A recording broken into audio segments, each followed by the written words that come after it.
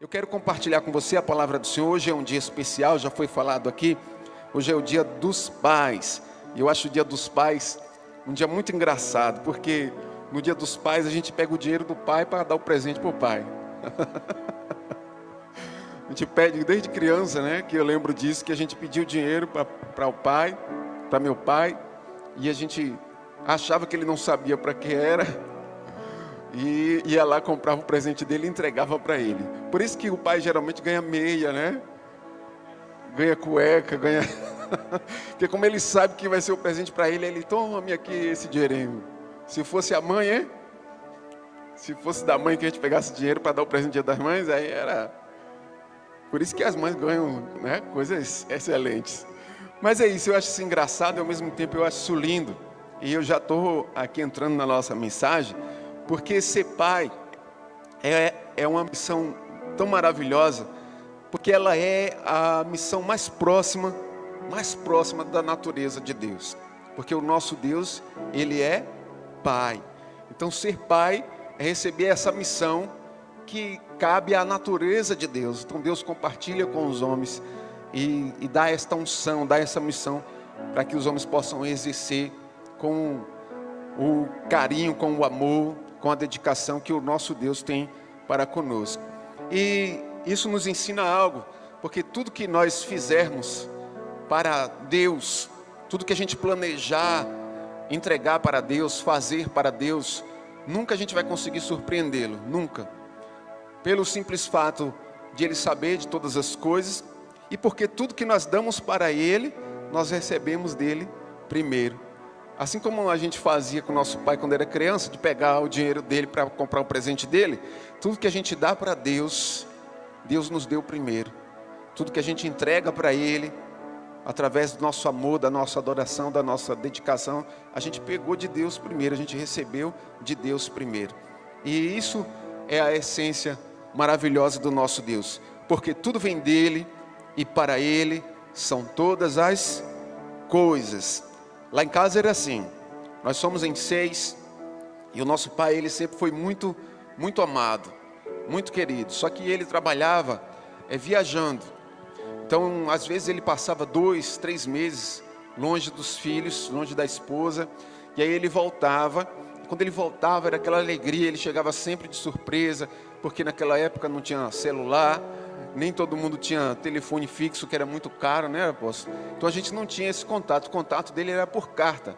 Ele mandava carta para minha mãe, e aí mandava beijo para a gente, mandava abraços, e a nossa mãe lia para a gente, e ele avisava para ela o dia que ele ia chegar e não falava pedia para não avisar para os filhos. E quando ele chegava era aquela festa.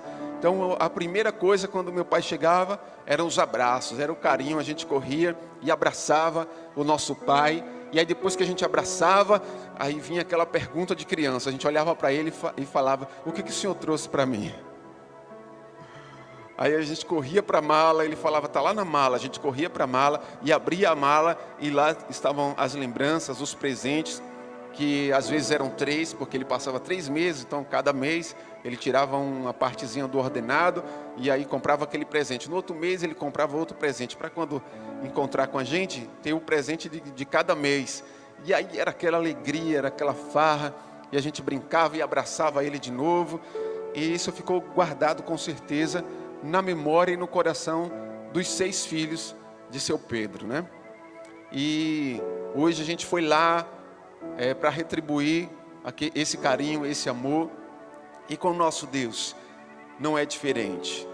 E é sobre isso que eu quero falar essa noite. Eu quero trazer para você uma mensagem um pouco diferente, talvez mais leve, mas algo que possa celebrar esse dia tão especial que é o Dia dos Pais, mas também possa trazer uma reflexão ao seu coração do quanto você é amado e do quanto você é importante para o seu Pai, o nosso Deus. Então, o título da minha mensagem hoje, ele traz uma frase assim um pouco diferente. O título é o seguinte: o que o meu pai trouxe para mim hoje? O que o meu pai trouxe para mim hoje, nesse dia? Mateus capítulo 7, verso 7 até o versículo 11. Mateus capítulo 7, verso 7 ao 11. Os meninos vão colocar aqui na tela. Você vai poder acompanhar junto comigo essa leitura. Mateus capítulo 7, versos 7 ao 11. Diz assim a palavra do nosso Deus: Pedi e dar-se-vos-á, buscai e encontrareis, batei e abre-se-vos-á. Porque ao que pede recebe, ao que busca encontra, ao que bate se abre. E qual dentre vós é o homem que, pedindo pão o seu filho, lhe dará uma pedra? E pedindo peixe, lhe dará uma serpente? Se vós, sendo maus, sabeis dar coisas boas aos filhos, quanto mais o vosso Pai, que está nos céus, dará bens aos que lhe pedirem. Quanto mais o vosso Pai, que está nos céus, dará bens aos que lhe pedirem. Essa palavra ela fala sobre um Deus que atende aos pedidos e desejos dos seus filhos que o buscam, dos seus filhos que batem à sua porta, dos seus filhos que vão ao seu encontro. Então, eu queria que você, nessa noite, durante essa mensagem, você imaginasse o nosso Pai Deus, nosso Deus Pai, chegando até você. Digamos que de um longo caminho, de uma longa jornada, Ele conseguiu chegar até você e Ele trouxe com Ele uma maravilhosa e enorme mala. E hoje o Senhor abre esta mala e traz coisas para você. Traz algo do coração de Deus para a sua vida. E aí você pode se perguntar essa noite: o que o meu Pai trouxe para mim hoje? E a primeira coisa que eu quero te dizer que o nosso Pai trouxe para nós essa noite é uma nova identidade. Uma nova identidade. João capítulo 1, verso 12.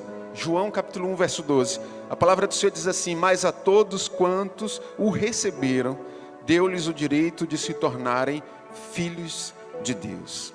Ou seja, aos que creem no seu nome. A todos quanto receberam, deu-lhes o direito de se tornarem filhos de Deus. Ou seja, aos que creem no seu nome. Quantos aqui creem no nome de Jesus? Levanta-se a mão. Quantos aqui o receberam em seu coração como o único Senhor e Salvador, como o único na sua vida, o único Deus na sua vida? Levanta-se a mão. Pronto. Você tem o direito de ser filho de Deus. Você é filho. Você é filha de Deus. Você foi constituído assim. Você recebeu essa identidade. Estava vendo há alguns dias uma reportagem de uma cidade onde fizeram um grande mutirão. Para que era esse mutirão? Para que aquelas pessoas que não têm o nome do pai no seu documento, na sua certidão, na sua identidade, pudessem comunicar através da justiça aos seus pais e aqueles que não tinham certeza de que eram seus pais, o pai era obrigado pela justiça a fazer o exame de DNA, e aí fazia e comprovado, a justiça colocava o nome do pai na certidão ou na identidade daquela pessoa. Podia ser criança, podia ser adulto, não importava, para que aquela pessoa tivesse na sua identidade o nome do seu pai. Quero dizer para você essa noite que você tem um sobrenome. O meu é Andrade Silva, mas eu tenho um outro sobrenome. Meu sobrenome é Hugo, meu sobrenome Filho de Deus. O seu é o seu nome e o sobrenome Filho de Deus. Porque você tem na sua identidade espiritual a marca, o DNA, a confirmação de que Deus é o seu Pai e de que você é um filho de Deus. Se você o recebeu, se você o tem como único Senhor e Salvador, você tem uma nova identidade. Você é considerado pelo mundo espiritual, no reino espiritual, como alguém que tem uma identidade, como alguém que tem um nome, uma identificação, pertence a uma família. Que família é essa? A família do céu, a família de Deus, a família de Deus Pai. Você não é mais órfão, você não é mais sozinho, você não é alguém desamparado, você é alguém que tem um pai, você tem um pai, e o seu pai é o Deus Todo-Poderoso. Mas há uma diferença entre quem eu sou em Deus e quem eu penso que eu sou. Eu quero perguntar para você essa noite: quem você pensa que é? Quem você pensa que é? Não é uma pergunta ofensiva, não é pejorativa, não é. Eu só estou querendo saber. E você não precisa me responder, mas a palavra do Senhor mesmo vai te direcionar nesse seu pensamento. Quem você pensa que é? Provérbios capítulo 23, verso 7, a parte A, diz assim, que assim como o homem se imagina ser em sua alma, assim ele é. Então, se você se imagina ser alguém não merecedor do amor de Deus, então você vai viver como alguém que compreende que não merece o amor de Deus, que não merece aquilo que está na mala de Deus, aquilo que Deus trouxe. Então Deus trouxe, Ele vai tentar te entregar, Ele vai tentar fazer com que você viva isso que Ele tem para você, mas você não vai viver, você não vai receber, porque você compreende que não é esta pessoa digna e merecedora de receber este amor, de receber esta graça, esta glória, esta unção que o Senhor tem para a sua vida, esse projeto que Deus tem para você, você acha que você não é digno disso, então você não vai viver isso. Se você não tem no seu entendimento esse desejo, essa capacidade de compreender que você vai sim receber, que você pode sim viver isso, por quê? Pelo simples fato de você ser filho de Deus, de Ele ter te gerado espiritualmente, de Ele ter te gerado fisicamente, de Ele ter estabelecido essa lei sobre a sua vida, de que a partir do momento em que você recebe a Cristo como seu único Senhor e Salvador, você passa a ser um filho de Deus. E um filho deve estar pronto a receber aquilo que o Pai tem para lhe dar, para lhe conceder. O que determina se o seu dia vai ser bom ou se o seu dia vai ser ruim, se a sua vida vai ser boa, se a sua vida vai ser ruim, não são os fatores externos, não são as coisas que acontecem ao seu redor, mas é primeiro o que acontece dentro de você. É como você se vê nessa situação, é como você se vê diante daquilo que Deus te propõe. A Bíblia diz que o dia mau existe, mas ela também diz assim, está lá em Efésios capítulo 6, para você resistir firme. E resistir firme quer dizer como você está no seu interior, como está a sua mente, como está o seu coração, como você vai enfrentar essa situação, seja uma luta, seja um luto, seja uma dor, sejam circunstâncias terríveis, sejam situações complicadas que você está vivendo, que você está passando, como você se coloca diante dessa situação, é que vai determinar se você vai resistir firme ou não o dia mau. E a Bíblia fala do dia mau. E o dia mau é o dia da tempestade. Mas você tem um Pai que permite sim que nós vivamos a tempestades, que nós venhamos a experimentar dias maus, mas que sempre traz a alegria pela manhã. Sempre faz cessar a tempestade. E sabe até onde nós conseguimos suportar. Nós somos os protagonistas, escute isso. Nós somos os protagonistas do filme da nossa vida. Nós somos os atores principais, nós somos. E o que isso quer dizer?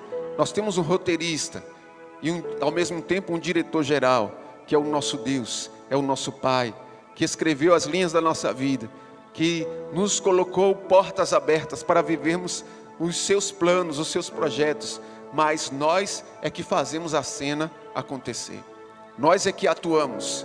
Então se eu leio o meu roteiro, eu leio o que Deus tem para mim, Deus revela para mim o que Ele quer que eu faça, e eu não faço, então eu não estou disposto a realizar aquela cena. E o que um diretor, um bom diretor de filme, de cinema, de televisão faz, quando um ator não faz bem aquela cena? Ele manda repetir. Ele manda repetir. Ele diz, você vai fazer de novo. E às vezes nós estamos nos questionando, dizendo assim, Senhor, por que eu estou vivendo isso de novo? Por que estou passando por isso de novo? Por que eu não saio dessa situação? Por que eu não estou ainda no outro nível que eu gostaria de estar? Porque o nosso Pai, que é o nosso diretor, Ele está nos fazendo viver esta cena de novo, até que a gente faça ela do jeito que ela precisa ser feita, dentro da sua vontade, dentro do seu querer, nos comportando como filhos, e não como qualquer um, como os filhos de Deus, prontos a obedecer e a viver o plano que o nosso Pai tem para nós. O filho pródigo, a palavra do Senhor vai falar, quem é o filho pródigo? aquele rapaz que o Senhor Jesus cita em uma parábola, dizendo que ele um dia saiu de casa, tinha tudo à sua disposição, e ele saiu de casa e foi viver a sua vida, a sua própria vontade no mundo. E um dia esse jovem, vivendo toda a sua vida libertina, caiu em si. A palavra do Senhor diz que ele caiu em si, e ele diz assim: eu não estou certo, eu não sou qualquer um, eu sou filho. Mas ele olha para si e diz assim: eu vou voltar para a casa do meu pai, e lá eu serei um servo. Ele tinha uma visão equivocada de quem ele era. Até pouco tempo atrás ele era um filho que rejeitou o carinho, o amor do pai, se apegou à herança. Ele queria só os presentes, aquilo que o pai gerava e dava para ele, mas ele não tinha um relacionamento com o pai. Então ele pega os presentes que ele recebeu do pai, ele vai embora, e quando ele cai em si, ele, de tão envergonhado, ele quer voltar, mas não deseja voltar mais como um filho, porque ele não se acha merecedor disso. E ele diz: eu vou voltar com nada, eu serei um servo, vou comer junto com os servos, vou ser tratado como um servo, porque eu não sou digno de voltar a ser um filho. E quando chega em casa, o que acontece? O seu pai o recebe conforme a sua identidade. O seu pai não o recebe conforme os seus pecados, conforme o que ele fez lá fora, conforme as suas birras, as suas teimosias, não conforme aquele que abandonou tudo e foi embora, abandonou o chamado, abandonou as bênçãos, abandonou o próprio pai e foi embora viver a sua própria vida. Ele é recebido conforme a sua identidade. Ele é recebido como um filho. Mesmo que o pai diga assim: você é filho, a gente vai fazer uma festa, mesmo que depois ele diga assim: depois a gente vai conversar, depois a gente vai ajustar as coisas, vamos conversar sobre suas atitudes. Talvez tenha tido essa conversa, a Bíblia não declara, mas se ele era realmente um bom pai, como eu acredito que ele era, ele teria tido essa conversa. A gente vai conversar. Mas você é filho. Você não é só um servo. Você não é qualquer pessoa. Você é filho. E a gente vai comer junto. E a gente vai celebrar. Porque quem estava perdido foi achado. Quem estava longe voltou. E quem voltou? Um filho. Um filho. E ele recebeu essa identidade do seu pai. Ele tinha um sobrenome: você é filho, você é filha. Está longe? Não tenha medo de voltar. Volte, conforme sua identidade. O lugar onde você está, se é longe do seu pai, não é o seu lugar, porque você tem um sobrenome, você tem um pai, e ele está te chamando de volta para o centro da sua vontade. Amém? Quando você recebe a Cristo, você recebe o direito, a identidade de filho. Você não vira. Talvez algumas pessoas pensem assim: eu sou o alecrim dourado de Jesus. Não tem aquela música que alecrim, alecrim dourado, né? Aí tem gente que é filho de Deus, aí pronto, aí diz: nenhum mal vai me acontecer, porque Deus é o meu pai, eu não vou passar por luta nenhuma, não vai ter nada de, porque Deus me guarda, porque Deus não deixa nenhum mal me acontecer. Os filhos sofrem, os filhos passam por dificuldades, todos, isso faz parte da vida. Isso é o que traz a maturidade, isso é o que traz o entendimento do certo e do errado. É quando a gente cai, é que a gente aprende a se equilibrar. É quando a gente bate a cabeça que a gente aprende a ter uma noção da nossa altura. Não é assim? A criança cai, a criança se machuca às vezes. Nós temos o cuidado como pais de proteger, de guardar, mas um minuto, um segundo de distração, as coisas acontecem. E os filhos, quando crescem, aí vão tomar as suas próprias decisões, e algumas dessas decisões, como os pais também tiveram que tomar decisões, essas decisões são equivocadas. Isso faz parte da vida. Por isso que o Senhor vai dizer que no mundo nós teríamos aflições. Aí ele vai dizer: mas tende bom ânimo, porque eu venci o mundo. E ele poderia ter dito também, não estou querendo dar nenhuma sugestão para Jesus, tá? Mas ele poderia ter dito também: no mundo tereis aflições, mas tende bom ânimo, porque você tem um pai. Você tem um pai. Então, a diferença de quem o recebeu e foi constituído como filho para aquele que não o recebeu, é que nós temos um pai para enfrentar as dificuldades, para passar pelas lutas. Nós temos um tutor, nós temos o cuidado dele, nós temos o direcionamento, a orientação dele para passar pelas lutas, para passar por provas, para atravessar para o outro lado daquilo que nós estamos vivendo. A diferença é que não estamos sozinhos. Nós temos um Deus, e Ele é Pai, e Ele nos orienta, e Ele nos ajuda. Irmãos, o sol nasce para todos, assim como as dificuldades, e como eu já falei, o luto, as lutas, e tudo que há de ruim nessa vida aí, acontece com todo mundo. Mas quem tem um Pai, tem tudo, tem resposta, tem direcionamento, tem orientação, tem a direção. Você tem tudo isso, porque você tem um Deus que é o seu Pai. Eu posso estar no meio de uma sala e estar de costas e ter 20 crianças chorando. E se uma dessas crianças for a minha filha e ela chorar, eu vou conhecer o choro dela. Tem 20 crianças chorando lá, mas eu escuto o choro dela é diferente. É o choro da minha filha.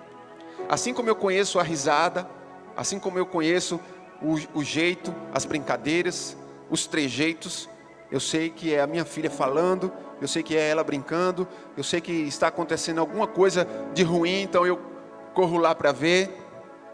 Você acha que com Deus é diferente? Ele conhece a sua alegria, mas Ele conhece também o seu choro. E quando você chora, Ele escuta. E quando você está em perigo, Ele corre ao seu encontro, porque Ele é o seu Pai.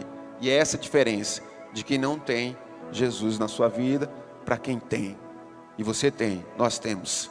E Ele é o nosso Pai. E se você chorar, Ele corre para você. Ele vai sempre correr para você. Sempre. Porque Ele é o nosso Pai. Aleluia. Deus conhece como Pai os seus desejos, o seu choro, porque você é filho. O que o meu Pai trouxe para mim hoje? O que tem mais aí nessa mala? Segunda coisa que o meu Pai trouxe: disciplina. O Pai disciplina, o Pai corrige.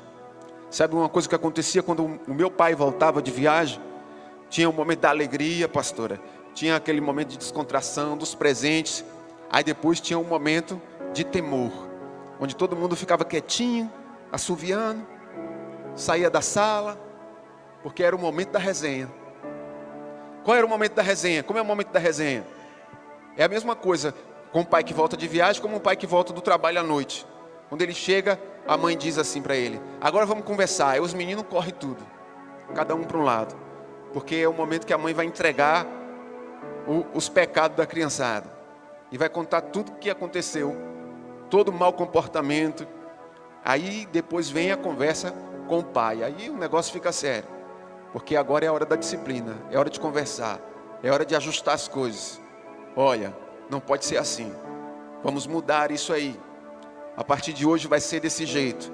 Então é o Pai disciplinando, é o Pai corrigindo. O nosso Deus não é diferente. Provérbios capítulo 3, verso 12. Provérbios 3, verso 12 diz assim: porquanto o Senhor corrige a quem ama, da mesma forma que um pai repreende o seu filho. Nosso Deus é Pai. E como um pai, não poderia ser diferente. Existe a hora da correção. Tem um vídeo circulando na internet de um comediante, eu não sei direito o nome dele, onde ele mostra, talvez você já tenha visto, um cubo mágico. Vocês sabem o que é um cubo mágico? Aquele brinquedo que cada lado é de uma cor, aí misturam as cores, e aí depois você tem que ir rodando até conseguir fazer ele voltar a ter cada lado de uma cor. É o cubo mágico. E esse comediante, ele mostra um cubo mágico todo vermelho. E aí o entrevistador pergunta assim a ele: o que é isso na sua mão? Ele diz: um cubo mágico. Aí ele dá risada e faz: mas todo vermelho? E ele falou: esse é o cubo mágico para essa nova geração, que não pode errar, porque não se deixa ser corrigida. Não pode errar. Então ele já tem o cubo todo vermelho, e ele diz assim: eu vou tentar acertar, mas já está todo vermelho, né? E aí o jeito que ele deixar, está certo, está bom. E é esse tempo que nós estamos vivendo hoje. E isso não é exclusivo para uma geração, para os jovens de agora. Não. É criança, é jovem, é adulto, é idoso, ninguém quer mais ser corrigido. Ninguém quer mais ser orientado. A Bíblia vai falar desse tempo, aonde os homens, aonde todos serão amantes de si mesmo. O meu jeito de pensar é o meu jeito de pensar, os meus sentimentos são os meus sentimentos, e é isso que tem que ser valorizado, e eu não preciso ser exortado, eu não preciso ser corrigido. E outra coisa, a Bíblia tem que ser atualizada, porque os tempos agora são diferentes. Deus ficou velho? Deus ficou velho? Porque a Bíblia é a palavra de Deus, é a boca de Deus. Deus ficou velho, ficou desatualizado? Ficou ultrapassado? Não. É por isso que nós temos um Deus que corrige. E vai continuar corrigindo. E Ele corrige porque ama.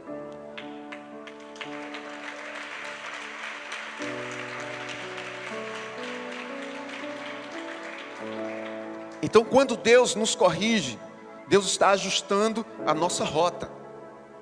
Quando Deus nos disciplina, é porque estamos indo para um caminho errado. E aí o Senhor nos repreende. Ele para as coisas, Ele fecha uma porta, Ele muda uma situação que às vezes a gente esperava que fosse acontecer algo tão bom, e não acontece algo tão bom assim, e nos faz parar, e nos faz refletir, nos faz pensar, o que está acontecendo? Isso é a disciplina do Senhor, isso é a correção do nosso Deus. Algumas pessoas estão pregando o evangelho de Instagram, de redes sociais aí, de que Deus é legal, que está tudo bom, que Ele aceita tudo, porque a gente é filho. E que pai é esse? Que não corrige mais, que não conserta mais, que agora pode tudo, que agora tudo está liberado. Não, não, não, não. Ele é o mesmo, ontem, hoje e será o mesmo para todo sempre. Ele é o nosso pai e vai continuar sendo. A minha filha, quando eu faço alguma coisa que ela não gosta, ela diz assim: eu vou ligar para o seu pai. Eu vou ligar para o seu pai. E a minha esposa dá risada e faz assim: mas seu pai, fala para brincar com ela, diz assim: mas seu pai já é grande. Aí, sabe o que ela fala? Mas ele é o pai dele. E ele vai pegar o chinelo e vai bater nele. Porque ela sabe o que é um pai. Você precisa saber o que é um pai de verdade. Você é filho de Deus. E esse Deus que é pai, é um pai maravilhoso. É o melhor do universo. E por Ele ser o melhor do universo, por Ele ser o pai de todos, Ele ama, mas Ele corrige. Ele conserta. Ele ajusta a rota. Deus ajustou a rota de um homem chamado Jonas, que desobedeceu a Deus, o seu pai. Deus disse para ele: vai para Nínive. E ele disse: não, para Nínive eu não vou. Não, você vai. Não, não vou. E ele desobedeceu mesmo, a tal ponto de mudar a rota que Deus tinha traçado para ele, e foi para um outro lugar. E lá neste lugar, dentro de um navio, ele enfrentou uma grande tempestade em sua vida. E essa tempestade fez com que ele fosse lançado fora do lugar seguro onde ele estava, e ele ficasse como um largado, um abandonado. E aí vem um grande peixe, o engole e o cospe na praia. E quando ele é cuspido na praia, que trajetória terrível, né? O homem foge da vontade de Deus, aí entra em uma tempestade. Depois é jogado no mar enfurecido, é engolido por um peixe e é cuspido numa praia. Eu imagino Jonas caindo lá todo babado do peixe e dizendo assim: misericórdia, o que eu estou passando? O que eu estou vivendo? Onde é que eu estou agora? E aí Deus diz assim para ele: você está agora na rota. Você está agora no lugar que eu queria que você estivesse. Porque você é meu filho e você vai para onde eu mandar. Eu sou seu pai. Eu imagino isso. Imagina essa cena. E aí ele cai em si e diz assim: é verdade, eu vou fazer a vontade do meu pai. Do meu pai. É isso que ele quer, é isso que eu vou fazer. Porque essa é a vontade do meu pai. Com o filho pródigo não foi diferente. Deus ajustou, né? Era uma parábola, mas traz um ensinamento para a gente de que Deus ajustou a rota daquele rapaz. Estava indo na direção dos seus sentimentos, do seu querer. Eu não quero isso para a minha vida, mas não era o que Deus queria para a vida dele. E aí Deus faz aquele rapaz cair em si e voltar para casa e proteção do seu pai. Jeremias 29:11 diz assim: porque eu bem sei os pensamentos que tenho a vosso respeito, diz o Senhor, pensamentos de paz e não de mal, para vos dar o fim que esperais. Sabe, os seus sonhos, os desejos do seu coração, Deus não anula isso. Às vezes a gente pensa que fazer a vontade do Pai é anular os nossos sonhos, nossa vontade, os desejos do nosso coração, aquilo que a gente sempre quis, aquilo que a gente sempre sonhou. Não, mas agrada-te do Senhor e da sua vontade, e Ele satisfará o desejo do teu coração. Porque Ele é Pai, e um pai, se o filho pedir pão, ele não vai dar uma pedra. Se o filho pedir um peixe, ele não vai dar uma cobra. Ele está interessado no desejo do coração do filho, nos sonhos do filho, mas ele sabe o melhor caminho para que esse filho alcance o propósito do coração dele. A gente que não sabe. Meu avô falava um negócio interessante, ele dizia assim: Deus sabe o que faz, a gente que não sabe o que diz. Mas Deus sabe o que faz. Deus sabe o que faz. Talvez quando Jonas estava dentro daquele grande peixe, passando, imagine o mal-estar de estar dentro de eu já enjoo em um ferryboat, imagine dentro do estômago de um grande peixe. Então imagine o mal-estar, a sensação ruim que aquele homem estava ali dentro. E ali dentro, a Bíblia diz que aquele homem orou e pediu perdão ao seu pai. E aí Deus alinha a rota dele de novo e coloca ele no centro da sua vontade. Porque os pensamentos que Deus tem ao nosso respeito são de paz e não de mal. Às vezes a gente está vivendo uma situação e a gente talvez pense assim: que Deus é esse? Que Deus é esse? Talvez você pense que é um Deus muito carrasco, muito perverso, muito duro com você. Não, não, não. É um Deus de paz. É um Deus de amor. É um pai cuidando do seu filho. Você apenas está sendo cuidado por Deus. Você está apenas sendo cuidado pelo seu pai. O que o meu pai trouxe para mim hoje, pastor? Muito amor.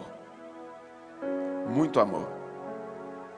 Colossenses capítulo 1, verso 13. Ele nos libertou do império das trevas e nos transportou para o reino do Filho do seu amor. Vou ler de novo. Ele nos libertou do império das trevas e nos transportou para o reino do Filho do seu amor. Que reino? Do Filho do seu amor. Que reino? Do Filho do seu amor. Eu quero que você compreenda o que isso quer dizer. Olha só. Deus tinha um amor. O seu maior amor. Quem era o maior amor de Deus? Jesus. Jesus é o filho do seu amor. Então Deus tinha o seu amor. Quem era o amor de Deus? O filho dele, Jesus. Aí o que acontece? A Bíblia vai falar que nós estávamos no império das trevas. Aí nós todos pecamos e fomos destituídos de quê? Da glória de Deus. Então os filhos de Deus foram destituídos da glória de Deus. Não podem mais. Você romper o relacionamento aqui de pai e de filho. Você está separado agora, não vai mais viver a glória de Deus. Foi destituído. Destituído quer dizer colocado para fora. Não pertence mais, não é mais. E aí foi colocado para fora, do centro da vontade de Deus. Todos, eu, você, todo mundo. E quem era agora, com toda a humanidade destituída do amor, da glória de Deus, da presença de Deus. Quem era o amor de Deus? Jesus. Aí a palavra do Senhor diz que em João 3,16, que Deus, mesmo assim, amou o mundo de tal maneira que pegou o seu amor, o seu único filho, o seu único amor até então, mas naquele dia Deus olhou para o mundo e o amor de Deus foi tão grande que ele disse assim: eu vou pegar o meu amor, eu vou levar o meu amor até a cruz, e ele vai morrer na cruz, E assim Jesus, a Bíblia diz que veio, morreu na cruz por nossos pecados. E aí todo aquele que nós lemos lá no começo, que o recebeu, foi transformado em quê? Em filho de Deus. Mas não é só em filho de Deus. Colossenses 1,13 diz que Ele nos libertou do império das trevas, nós estávamos destituídos, e nos transportou para onde? Para um reino. Que reino é esse? O reino do Filho do seu amor. Nós passamos a ocupar o lugar, o mesmo lugar que Jesus ocupa no coração de Deus. O mesmo lugar, o mesmo amor que Deus tem pelo seu Filho Jesus, Ele tem por mim e Ele tem por você. Porque nós fomos transportados para esse lugar. O reino do Filho do seu amor é um lugar no coração de Deus. Deus me colocou lá, Deus colocou você lá. Talvez você diga assim: ah, Jesus é tão amado, mas eu não sou. Você está no mesmo lugar diante de Deus, em relação ao amor de Deus por alguém. Do jeito que Deus ama o seu único filho que foi entregue na cruz, Deus ama você. E Deus ama a mim. Está lá na palavra do Senhor. Ele abriu naquele dia um precedente. Todo o que crê receberá desse amor. Todo o que crê será transportado do império das trevas para esse lugar aonde Jesus tem em meu coração. Então quero dizer para você essa noite: você não é qualquer um. Você pode dizer assim comigo, bota a mão no seu coração e falar assim: eu não sou qualquer um. Diga: eu não sou qualquer um. Diga assim comigo: eu não sou um abandonado. Diga assim: eu não sou um esquecido. Você pode falar bem forte agora: eu sou um filho. Eu sou uma filha, eu sou um filho. Diga: eu sou filho de Deus. Eu fui transportado para o reino do seu amor. Você pode aplaudir ao Senhor por isso.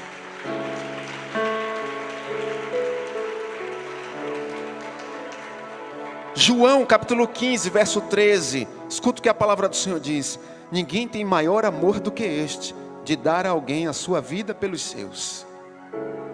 Ninguém tem amor maior do que este. Então, é um pai que ama de uma forma imensurável. Não existe um amor maior do que o amor desse pai. Não existe um amor que supere o que esse pai fez por mim, o que esse pai trouxe para mim. Então guarda no teu coração essa noite: o que meu pai trouxe para mim hoje? Identidade.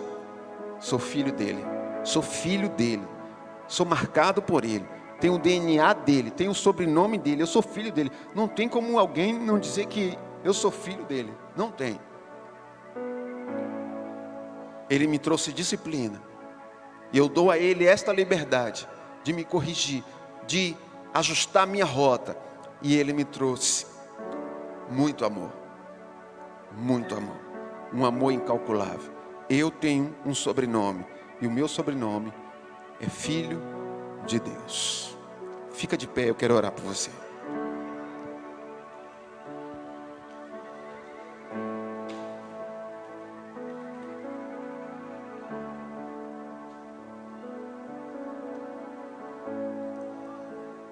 Eu não sei qual o sentimento do seu coração em relação a Deus hoje, diante de tudo aquilo que você tem passado, que você tem enfrentado. Eu não sei.